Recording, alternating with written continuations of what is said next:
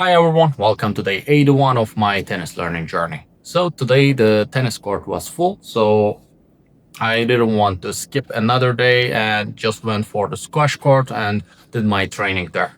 So basically what I was having problem in the last training sections was the opening the hip, and I did some shadow trainings on it before starting, but I didn't get it recorded. It was in another room. Then I moved into a squash court. I tried to implement opening the hip part on my forehands and backhands. It's more visible on the backhand, but for on the forehand, we don't see that I'm really opening my hip during my, let's say, shooting form. So it will take some time for it to be implemented. And I did some wall shots, just to warm up and everything. Normally, my plan was just to go and train some weightlifting, but after I started hitting some balls, I said, okay, why not?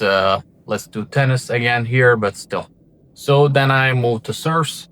And just before you, let's say, let me know about the form, my initial goal for today was to hitting the ball with a straight arm. So the main problem I was having is I'm always like not straightening my arm also when I'm throwing the ball and also when I'm hitting the ball. So I tried to focus a bit more on the hitting hand being straight when hitting the ball. So the other parts of, let's say, keeping the racket up and also keeping the L shape on your shoulder. I know about it, but when you watch the video, it feels like I'm, let's say, not listening to what you say. But the truth is, I do. But at the training parts, I forgot about that, but I thought I was implementing them.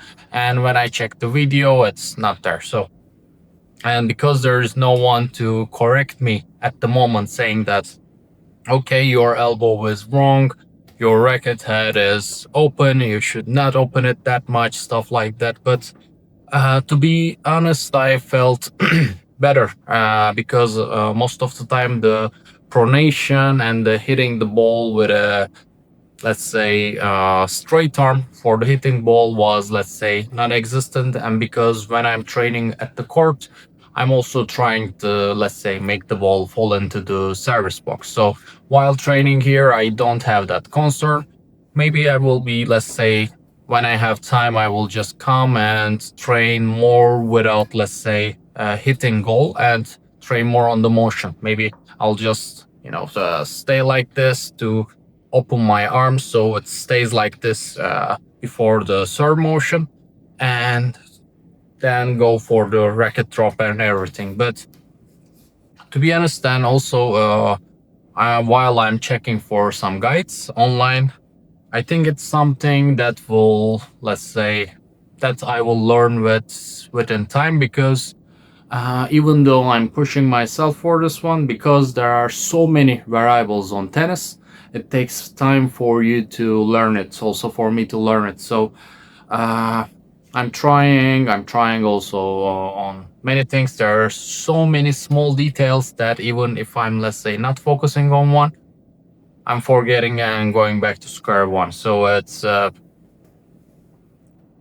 I would like to, let's say, mention this because for you guys are giving me nice constructive feedbacks, and it's looked like I'm not improving, let's say, on the last, I don't know, 2 3 weeks, same things. But considering it's tennis, and if I improve that fast, probably I will be in a really nice position from now on. But yeah, that was just something I also would like to talk about.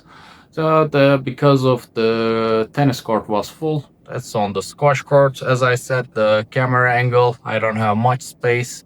It doesn't look that good, but it was, let's say, it will probably look like this in the winter. If we get a wet court, I won't be able to train. I don't mind the cold, but the wet air should be a problem also for the tennis balls and probably also for the strings. Anyway, I'm happy that I didn't skip training, and I will aim to go for the court tomorrow and let's say, be more focused on the techniques and everything, I will have more time to, let's say, train on more parts. And thank you as always for watching. I'll see you in the next one, hopefully on a tennis court.